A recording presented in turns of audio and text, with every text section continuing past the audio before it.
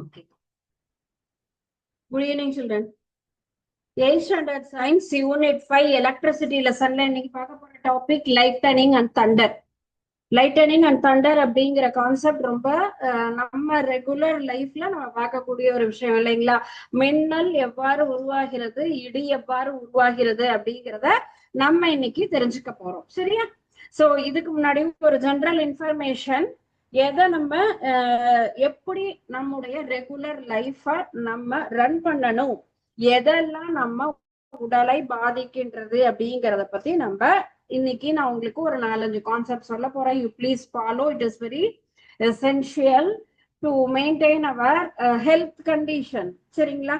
நம்ம உடலை, ஏன்னா உள்ள இருக்கக்கூடிய ஆர்கன் கல்லீரல், மண்ணீரல், சிறுகுடல், பெருகுடல், இதயம், சிறுநீரகம், மூளை, இவ்வாறு நமக்கு நிறைய பகுதிகள் நம்ம உடம்புல இருக்கு இல்லைங்களா? சோ இந்த ஒவ்வொரு பகுதியையும் நாம் எப்படி இப்போ நம்முடைய ஃபாஸ்ட் வேர்ல்டால நம்ம அதை கஷ்டப்படுத்துறோம் அப்படிங்கிறது தான் இதுல நான் இன்னைக்கு சொல்ல போறேன். ஓகே, இன்னைக்கு நம்ம மார்னிங் ஃபுட் அப்படிங்கிறத எல்லாருமே என்ன பண்ணிட்டு இருக்கோம், அவாய்ட் பண்ணிட்டு இருக்கோம். நிறைய விஷயங்கள் நமக்கு பிடிச்சதன்னா சாப்பிடுறோம் அல்லது சாப்பிடல இல்லையா? சோ அந்த மாதிரி சாப்பிடாத பொழுது நம்முடைய வயிற்று பகுதி என்பது பாதிக்கப்படும். ஏன்னா நைட்டு நம்ம சாப்பிடுறது 8 மணி 9 மணிக்கு, அதுக்கப்புறம் ஒரு 12 hours கேப் கண்டிப்பா கிடைக்கும் இல்லைங்களா? சோ அந்த மாதிரி கிடைச்சதுன்னு சொன்னா அது வரைக்கும் எதுவுமே நமக்கு உடம்புல போகல அப்படின்னா ஃபுட்டு நமக்கு செக்ரேட் ஆகக்கூடிய ஆசிட் வயிற்று பகுதியை பாதிக்கும். ஐயோ எனக்கு இன்னும் சாப்பாடே கிடைக்கலையே அப்படின்னு சொல்லி வயிறு என்ன பண்ணுமா, ரொம்ப பயப்படுமா. அடுத்தது ரெகுலரா என்ன பண்ணணும், தண்ணி எடுத்துக்கணும். நிறைய தண்ணி குடிக்காம இருந்தோம் அப்படின்னு சொன்னா எது பாதிக்கும் அப்படின்னு கேட்டா நம்முடைய சிறுநீரகம் பாதிக்கும். சரியான அளவு நீர் நம்ம எடுத்துட்டோம் அப்படின்னு சொன்னா என்ன ஆகாது, கிட்னி அப்படிங்கிறது அஃபெக்ட் ஆகாது.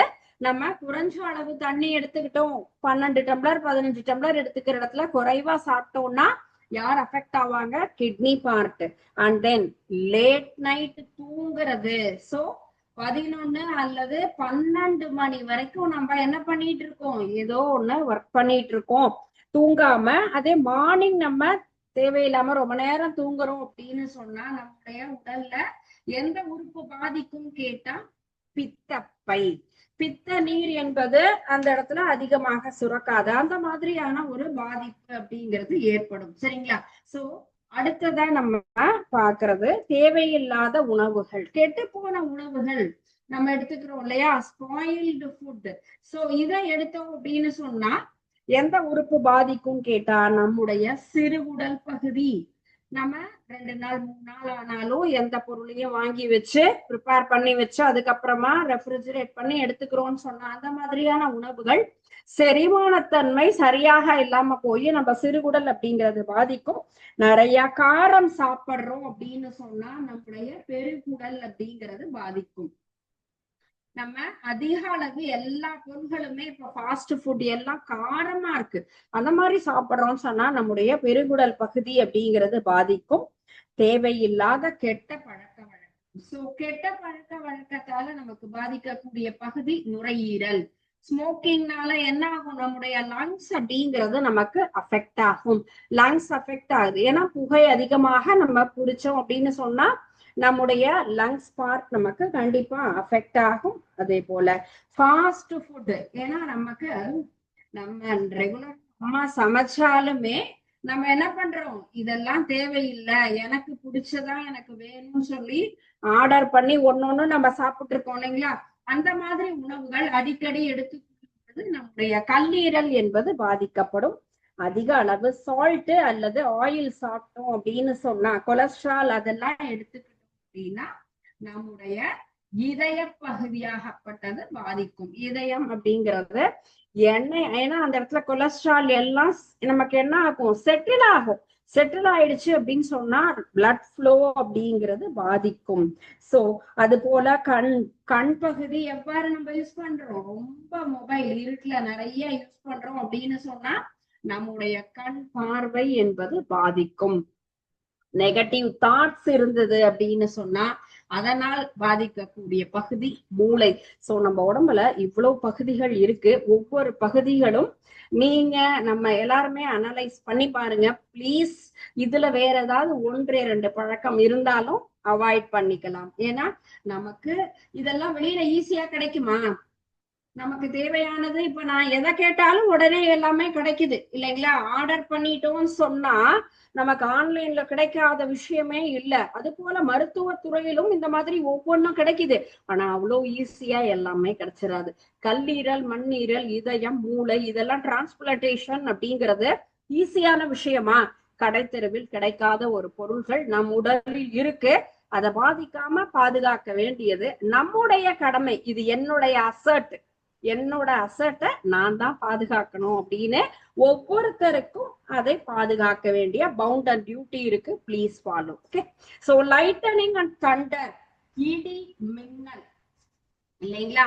மின்னல் இடிங்கிறது, மின்னல் அப்படிங்கிறது தான் முதல்ல வரும்ல, அதற்கு அப்புறம் தான் இடி அப்படிங்கிறது நமக்கு வரும். அந்த சவுண்ட் அப்படிங்கறது நமக்கு கேட்கும் இல்லையா? சோ இது எதற்கு நடுவுல நடக்கக்கூடிய ஒரு விஷயம்? Discharge of electricity. எந்த இடத்துல? From cloud to cloud or cloud to ground.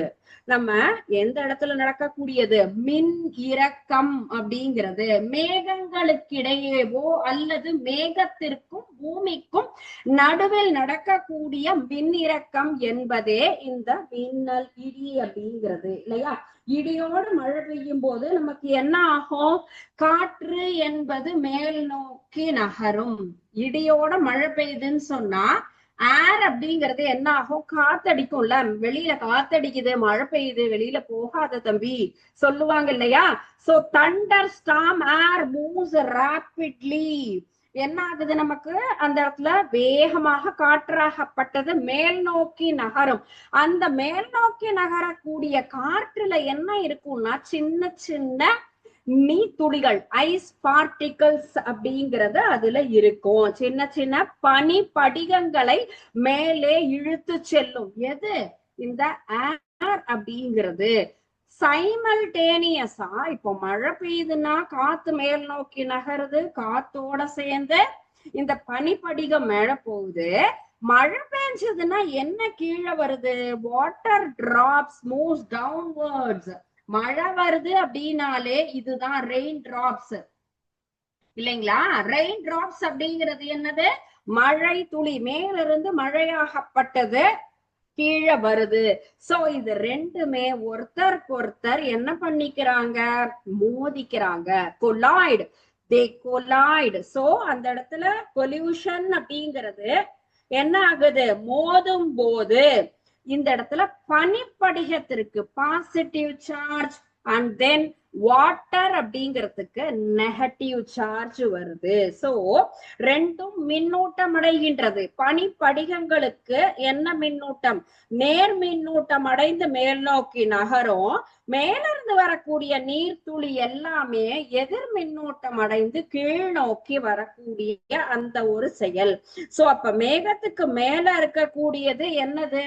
நமக்கு ஒரு மேகம் அப்படின்னு சொன்னா அந்த இடத்துல பனிப்படிகம் இருக்கு இல்லையா? சோ பனிப்படிகத்திற்கு என்ன சார்ஜ் இருக்கும்? நமக்கு பாசிட்டிவ் சார்ஜ் மேல இருந்து நமக்கு வருது.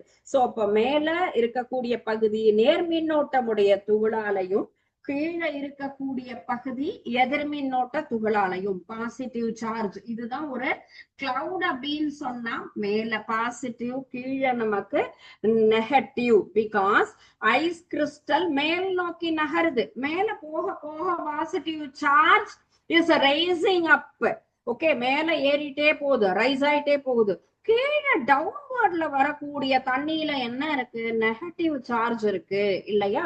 அப்போ ஒரு மேகத்துல நமக்கு என்ன மின்னோட்டம் அப்படிங்கிறது நமக்கு வருது? பனிப்படிகத்துல நேர் மின்னோட்டம், தண்ணியில எதிர் மின்னோட்டம். அது போலவே ஒன்றோடு ஒன்று சந்திக்கும் பொழுது இவை ரெண்டுமே என்னதுப்பா? எலக்ட்ரான்ஸ். எலக்ட்ரான்ஸ் தான் இல்லைங்களா? சோ எலக்ட்ரான்ஸ் அப்படின்னு சொன்னாலே அதுவும் எதிரெதிர் நமக்கு எதிரெதிராக இருக்கக்கூடிய மின்னோட்டம் அப்படின்னு சொன்னா ஒன்றை ஒன்று கவர்ந்து இழுக்கும் அப்படிங்கறதும் நமக்கு தெரியும். அப்போ அந்த இடத்துல என்ன ஆகும், ரெண்டும் மீட் பண்ணும் பொழுது நேர்மின் துகள்கள் ஈர்க்கக்கூடியது. இதனாலதான் நமக்கு என்ன ஃபார்ம் ஆகும், எலக்ட்ரிசிட்டி அப்படிங்கிறது ஃபார்ம் ஆகும். இந்த எலக்ட்ரிசிட்டி ஃபார்ம் ஆகக்கூடிய அந்த ஒரு விஷயம் தான் நமக்கு என்ன மாறுது, மின்னலாக மாறுகின்றது. சோ இங்க உருவாகக்கூடிய மின்சாரம் நமக்கு மின்னல். மின்சாரம் எவ்வாறு உருவாகின்றது, மேலே செல்லும் பனிப்படிகம் இருக்கக்கூடிய ஒரு நேர்மின்னோட்ட துகளாலும் மேலிருந்து வரக்கூடிய மழை துளியில் இருக்கக்கூடிய எதிர்மின்னோட்ட துகள்கள் ஒன்றை ஒன்று சந்திக்கும் பொழுது நமக்கு அங்க என்ன உருவாகுது, எலக்ட்ரிசிட்டி அப்படிங்கிறது ஃபார்ம் ஆகும். அதுல இருந்துதான் நமக்கு என்ன வருது, மின்னல் அப்படிங்கிறது உருவாகுது. see this picture, இதுதான் லைட்டனிங் அப்படிங்கிறது. சோ லைட்னிங் அப்படிங்கும் போது மேகத்துல என்ன சார்ஜ் இருக்கு, நமக்கு மேல் நோக்கி செல்லக்கூடியது பாசிட்டிவ் சார்ஜ். அப்ப gold air and then hot air மேல போகுது. இங்க இருந்து என்ன வருது, நமக்கு அந்த பனிப்படிக துகள்ங்கிறது பாசிட்டிவ் சார்ஜ் இல்லைங்களா. சோ நெகட்டிவ் சார்ஜ்ங்கிறது மேல இருந்து வரக்கூடிய நீர் துளிகள். அப்ப ஒன்றோடு ஒன்று நமக்கு மோதும் பொழுதுதான் என்ன ஃபார்ம் ஆகுது, இந்த லைட்னிங் அப்படிங்கிற ஒரு ஃபார்மேஷன், தட் இஸ் மின்னல் அப்படிங்கிற அந்த ஒரு செயலாகப்பட்டது வருது. சில நேரத்துல நமக்கு எதிர்மின் துகள்கள் கீழ்ப்பகுதி எங்கெல்லாம் வரும், உயர்ந்த மலைப்பகுதி, கட்டிடங்கள், இங்கெல்லாம் ஏதாவது ஒரு இடத்துல நமக்கு மோதும் பொழுது அங்க வரக்கூடிய அந்த ஒரு செயல் அப்படிங்கிறது தான் என்ன நம்ம சொல்றோம், இடி அப்படின்னு சொல்றோம். எதோட நமக்கு வரும், எதிர்மின் துகள் நிறைந்த ஒரு மேகம். சோ இதுல நெகட்டிவ் சார்ஜோட இருக்கக்கூடிய ஒரு மேகமாகப்பட்டது நமக்கு எந்த இடத்துல வரும், உயர்ந்த ஒரு மலைப்பகுதி அல்லது உயரமான கட்டிடம். சோ இந்த மாதிரியான பிளேஸ்ல என்ன ஆகுது, நமக்கு ஒரு சில டயத்துல மோதும். சோ அந்த மாதிரி நமக்கு மோதும் பொழுது இடி அப்படிங்கிறது நமக்கு என்ன ஆகுது, அந்த சவுண்ட நம்மளால கேட்க முடியும். மனிதர் பக்கத்துல நம்ம இருந்தோம்னு சொன்னா அந்த மின் இறக்கம் அப்படிங்கிறது நமக்கு வரும். அந்த மின் இறக்கம் எவ்வாறு உருவாகுதுன்னு சொன்னா, இந்த உயரமான மலைப்பகுதியோ அல்லது கட்டிடங்களோ இருக்கும் பொழுது அங்க என்ன வருது, நமக்கு நெகட்டிவ் சார்ஜ் நிறைந்த ஒரு மேகங்கள்.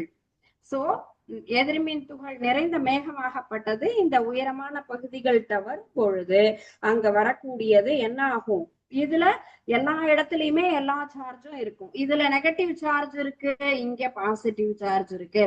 அப்ப என்ன ஆகும், ஒன்னோட ஒண்ணு அட்ராக்ட் ஆகும் இல்லையா. நெகட்டிவும் பாசிட்டிவும் ஈஸியா அட்ராக்ட் ஆகும். நிலைமின் காட்டி அப்படிங்கிறது என்ன ஆச்சு, இதே மாதிரியான செயல்பாடுதான் இல்லையா, எதிரெதிர் மின்னூட்டங்கள். அப்போ இந்த மாதிரி வரும்பொழுது மின்னிறக்கம் அங்க நமக்கு என்ன ஆகுது, இத கீழே வரக்கூடிய மின்னல், அந்த மேகம் அப்படிங்கறதெல்லாம் அந்த இடத்துல நமக்கு ஒரு சில இடங்கள்ல இடி விழுது அல்லது மேகம் வந்து மின்னல் வருது, மின்னல் தாக்கியது அப்படின்னு சொல்லுவாங்க இல்லையா. அந்த இடத்துல என்ன வரும், நமக்கு ஹீட் அப்படிங்கிறது வரும், வெப்பம் அப்படிங்கிறது உருவாகும். ஏன்னா இது ஒன்றோடு ஒன்று மோதும் பொழுது ஹீட் எனர்ஜி அப்படிங்கிறது நமக்கு ப்ரொடியூஸ் ஆகும், தீப்பொறி அப்படிங்கிறது உருவாகி மின்னல் வரும். சோ இந்த இடத்துல அதிகமான ஒரு மின்சாரம் நமக்கு மின்னிறக்கத்துல வரும் பொழுது ஹை எனர்ஜி நமக்கு வந்துட்டு அதிகமான வெப்பம் அப்படிங்கிறது அங்க உருவாகும். அந்த அதிகமான வெப்பத்தினாலதான் காற்று என்ன ஆகும், நமக்கு எக்ஸ்பேண்ட் ஆகும், விரிவடைந்து மீண்டும் சுருங்கக்கூடியது. விரிவடைந்து ரொம்ப வேகமா சுருங்கி விரியும். அப்போ அந்த மாதிரி ஷ்ரிங்க் ஆகும் பொழுதுதான் நமக்கு தண்டர் சவுண்ட். எந்த ஒரு பொருளுமே வேகமா எக்ஸ்பேண்ட் ஆகி மீண்டும் ஷ்ரிங்க் ஆகும். இப்ப ஷ்ரிங்க் ஆகுதுன்னா சுருங்குது அப்படின்னு சொல்றோம். சோ அந்த மேகங்கள் நமக்கு கிளவுட்ஸ் அதிகமான வெப்பத்தினால், ஹை ஹீட், நமக்கு எப்படி ஹை ஹீட்ங்கிறது ப்ரொடியூஸ் ஆகும், இந்த மேகம் ஒன்றோடு ஒன்று எதிர்மின்னூட்டம் அடைந்து அங்க வெப்ப ஆற்றல் உருவாகுது. அதிகமான வெப்ப ஆற்றல் உருவாகும் பொழுது மேகமாகப்பட்டது விரிஞ்சு சுருங்கும். அங்க கிட்டத்தட்ட 30,000 டிகிரி செல்சியஸ் அந்த அளவுக்கு நமக்கு ஹீட் எனர்ஜி அப்படிங்கிறது ப்ரொடியூஸ் ஆகும். அப்படி ப்ரொடியூஸ் ஆகும் பொழுதுதான் நமக்கு காற்றாகப்பட்டது என்ன ஆகும், விரிவடைந்து சுருங்குது. காற்றோட சேர்ந்து நமக்கு என்ன இருக்கு, அந்த மேகங்களும் தான் இருக்கு இல்லையா. அப்ப வேகமா நமக்கு காற்று ஃபுல்லும் சுருங்கி விரியறதுனால இந்த தண்டர் ஃபார்மேஷன், இடி அப்படிங்கிறது உருவாகுது. சோ இடி எவ்வாறு உருவாகுது, அதே போல மின்னல் எவ்வாறு உருவாகுது. மின்னல்ங்கிற ஒரு மரத்தை தாக்குறது அப்படின்னு சொன்னா அதிகபட்ச வெப்பம் இருக்கு இல்லையா. சோ அந்த இடத்துல தண்ணி வேகமா நமக்கு, இப்ப மரத்துக்கு மேல மின்னல் விழுந்துருச்சு அப்படின்னு சொன்னா மரத்துல என்ன இருக்கு, அங்க இருக்கக்கூடிய வாட்டர் எல்லாமே எவாபரேட் ஆயிடுச்சுன்னா மின்னல் ஆகப்பட்டது கீழே நேரா விழும். அப்போ அந்த மாதிரி தண்ணி எல்லாம் இப்ப எங்க இப்ப மின்னல் அப்படிங்கிறதே என்னது, ஹீட் எனர்ஜி, அதிகமாக வெப்பத்தோட வருது. டக்குன்னு நமக்கு தண்ணி எல்லாம் எக்ஸாஸ்ட் ஆயிடுது அப்படின்னு சொன்னா அந்த மரம் பத்திக்கிட்டு எரியும். அதான் மின்னல் விழுந்து மரம் எல்லாம் எரியுது அப்படின்னு நம்ம சொல்றோம் இல்லையா, அதுதான் அதனுடைய reason. Okay.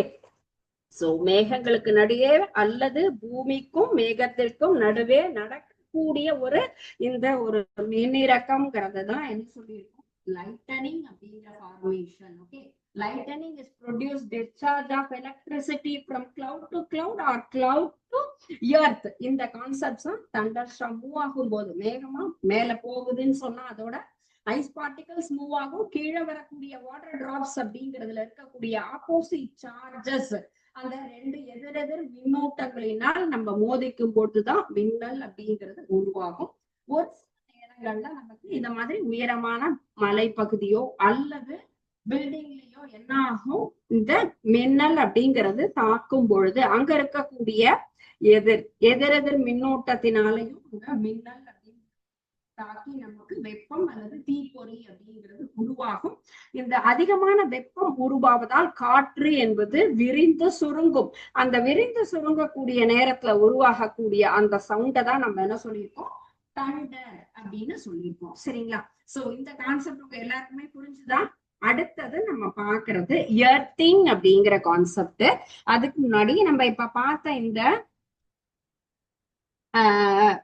Lightening and Thunder ரிலேட்டடா இருக்கக்கூடிய ஒரு சின்ன ஆக்டிவிட்டி.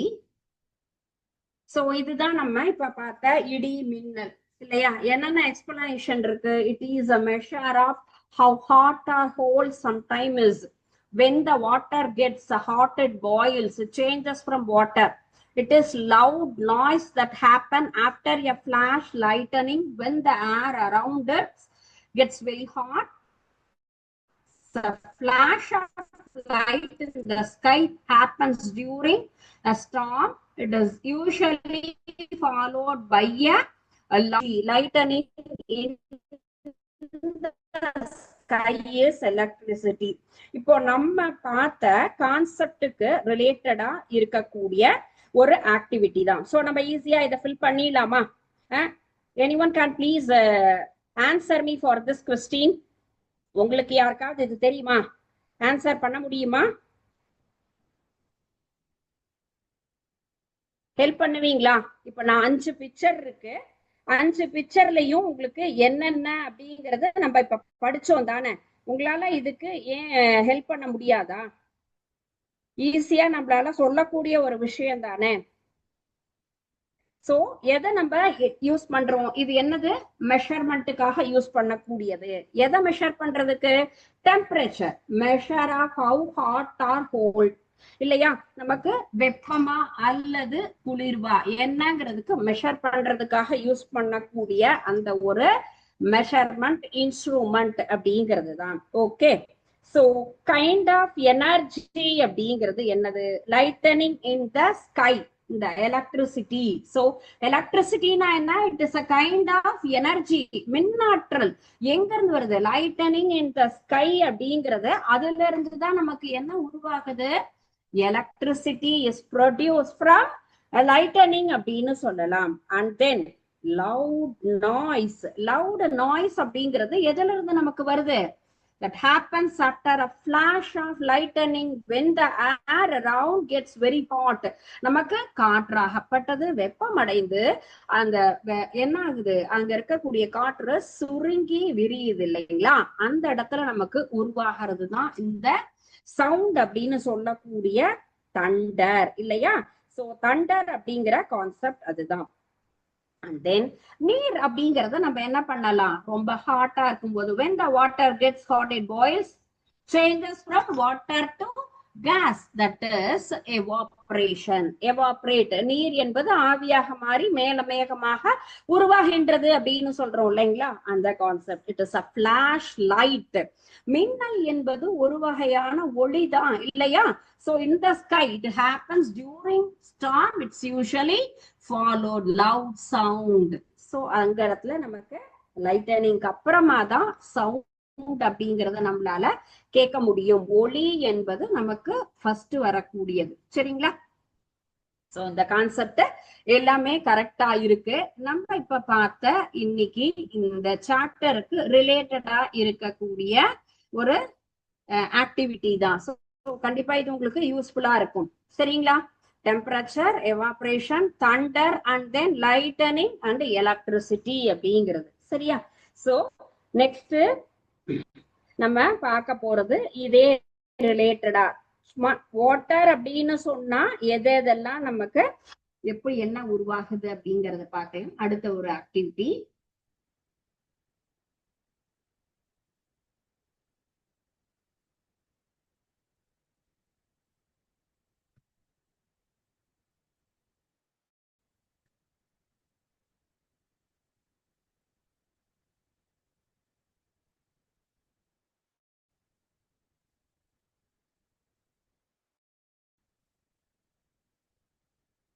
இந்த ஆக்டிவிட்டி ரொம்ப ஈஸியானது.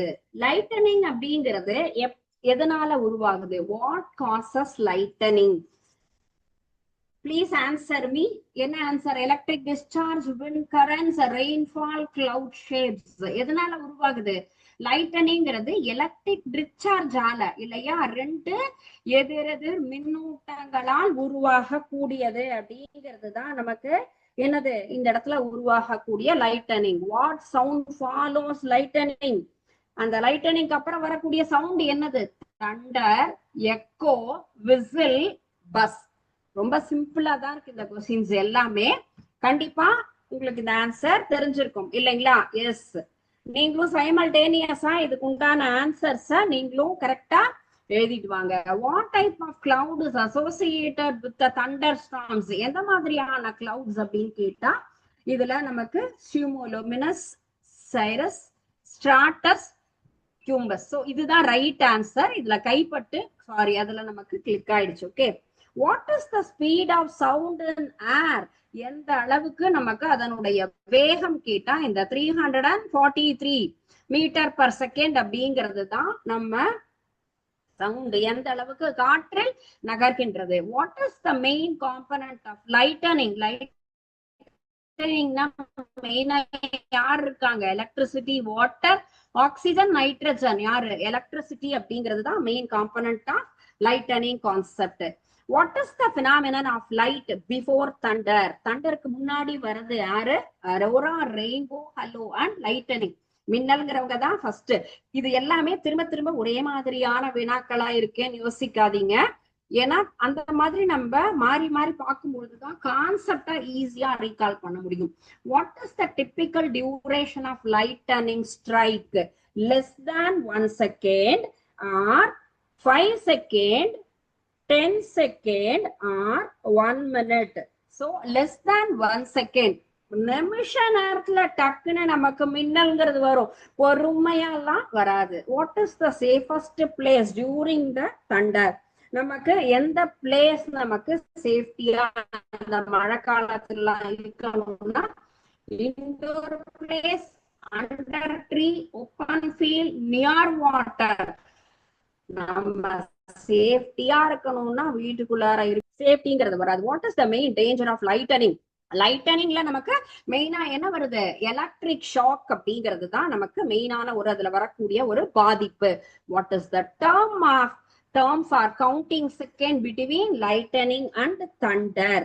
So எது நமக்கு flash to hang, sound to delay, echo time, light lag. Yes, flash to bang அப்படிங்கிறது தான் counting second. Okay, so இந்த ஒரு ஆக்டிவிட்டியும் நம்ம இப்ப பார்த்த கான்செப்டுக்கு ரிலேட்டடா தான் இருக்கு. கண்டிப்பா இது உங்களுக்கு யூஸ்ஃபுல்லா இருந்திருக்கும். நீங்களும் சைமல்டேனியஸா இதுக்கு ஆன்சர் பண்ணிட்டு இருந்தீங்கன்னு சொன்னா நிச்சயமாக இந்த கான்செப்ட் எப்பயுமே மறக்காது. நம்ம இதை நம்மளுடைய அன்றாட வாழ்க்கையில் நாம் பார்க்கக்கூடிய ஒரு விஷயம் அப்படின்னு தான் சொன்னோம் இல்லையா? சோ அப்ப நிச்சயமா யூஸ்ஃபுல்லா தான் இருக்கும். ஓகே, நெக்ஸ்ட் நம்ம பார்க்கக்கூடிய கான்செப்ட் என்னன்னு கேட்டா இதே எர்த்திங் அப்படிங்கிறது. புவி தொடுப்பு அப்படின்னு தமிழ்ல சொல்லுவோம். இதுவும் நம்ம வீட்டுல ரெகுலரா நம்ம இருக்கக்கூடியது. நம்ம வீட்டு பொருள்களை நாம் பாதுகாப்பதற்காக நாம் பயன்படுத்தக்கூடிய ஒரு விஷயம் அப்படிங்கிறது தான் இந்த எர்த். எர்த்ங்கிறது எல்லாருக்குமே தெரிஞ்சிருக்கும் இல்லையா? Safety machine device to prevent the people from getting shock. நம்மள எங்க இருந்து பாதுகாக்க கூடியது? Safety measurement device. எதுல இருந்து? Electric shock. அதுல இருந்து நம்மள என்ன பண்ணுது? சேஃப்டி பண்ணுது. நம்மளை பாதுகாக்க கூடிய ஒரு டிவைஸ் அப்படிங்கிறது தான் இந்த எர்த்திங் அப்படிங்கிற ஒரு விஷயம். எர்த்திங் அப்படின்னா என்னது? எந்த இடத்துல நம்ம பயன்படுத்துறோம்? புவி தொடுப்பு என்பது நமக்கு நம்ம வீட்டுல நிறைய டிவைஸ் யூஸ் பண்றோம் இல்லையா? எலக்ட்ரிக்கல் எலக்ட்ரானிக் எக்யூப்மெண்ட்ஸ் எல்லாம் யூஸ் பண்றோம்.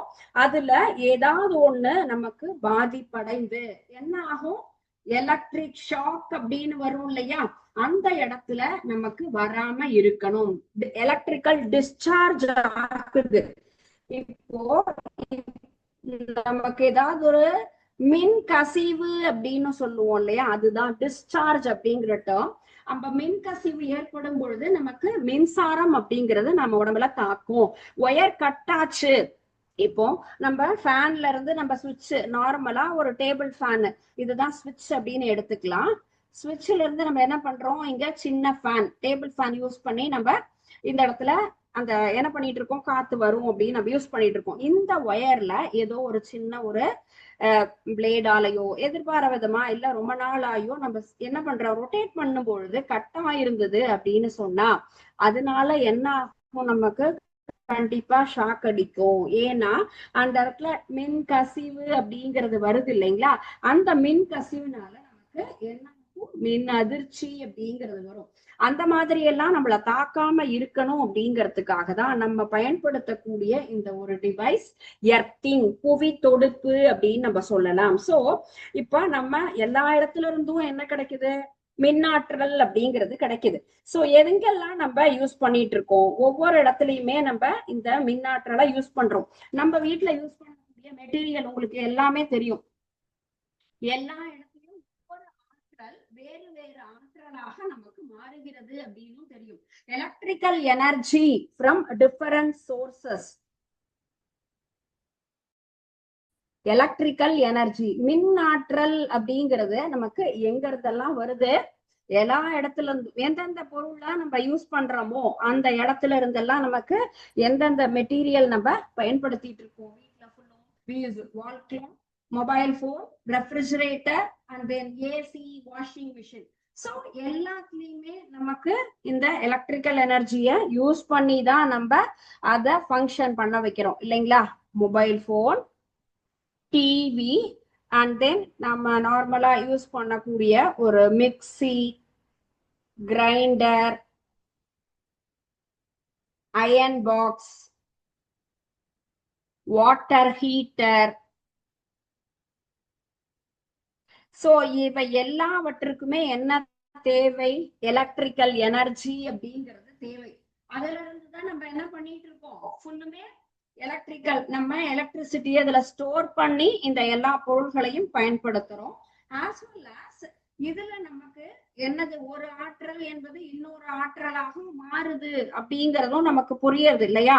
இந்த இடத்துல எலக்ட்ரிக்கல் எனர்ஜி அப்படிங்கிறது மொபைல் போன்ல நமக்கு சவுண்ட் எனர்ஜியா மாறுது, டிவியில சவுண்ட் எனர்ஜி, லைட் எனர்ஜி, மிக்சியில மெக்கானிக்கல் எனர்ஜி, ஃபேன்ல மெக்கானிக்கல் எனர்ஜி, கிரைண்டர்ல மோட்டார் ரன் ஆகுது, மெக்கானிக்கல் எனர்ஜி.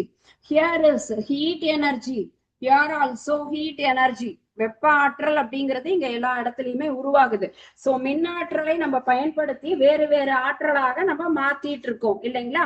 சோ இந்த ஒவ்வொரு மிஷின்லயுமே நமக்கு எல்லா இடத்துலயும் ஒயர் கனெக்ஷன் அப்படிங்கிறது இருக்கும், எலக்ட்ரிசிட்டிங்கிறதும் வரும். அந்த எலக்ட்ரிசிட்டிய நம்ம என்ன பண்றோம், இந்த இடத்துல கனெக்ட் பண்ணி தான் இங்க இதுல என்னது நமக்கு மின்னாற்றல் பயன்படுத்தி ஒவ்வொரு பொருளையுமே யூஸ் பண்ணிட்டு இருக்கோம். சோ எர்த்திங் அப்படிங்கிறது நமக்கு 3 வகையான கம்பிகளோடு இணைச்சிருக்கும். சோ இந்த ஒரு பொருள் தான். சோ இதை இன்னும் கொஞ்சம் டீட்டெயிலா நான் உங்களுக்கு சொல்லணும், time up. So next class இதை பத்தி இன்னும் நம்ம கரெக்டா கண்டினியூ பண்ணிக்கலாம். இன்னைக்கு பார்த்த முக்கியமான கான்செப்ட் நம்ம லைட்டனிங் அண்ட் தண்டர் ஃபார்மேஷன். இம்பார்ட்டன்டானது இந்த கேள்வியும் உங்களுக்கு அடிக்கடி எக்ஸாமினேஷன்ல நம்ம எக்ஸ்பெக்ட் பண்ணக்கூடிய ஒரு கொஸ்டின் தான். சரிங்களா? இன்னைக்கு பார்த்தது எல்லாருக்குமே புரிஞ்சுதா? ஏதாவது டவுட் இருக்கா? Lightening formation, Thunder formation, and then அதனால நம்ம எப்படி ஃபுல்லும் அந்த லைட்னிங் தண்டர்ல இருந்து ஹீட் ப்ரொடியூஸ் ஆகுது அப்படின்னு நம்ம எக்ஸ்பிளைன் பண்ணோம். உங்களுக்கு ஏதாவது அதுல டவுட் இருக்கா? புரிஞ்சுதா கான்செப்ட்? ஓகே.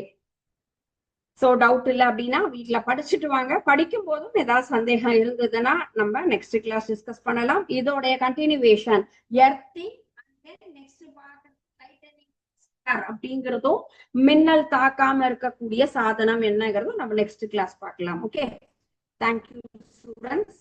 வாழ்க பாரதம், வெல்க தமிழகம்.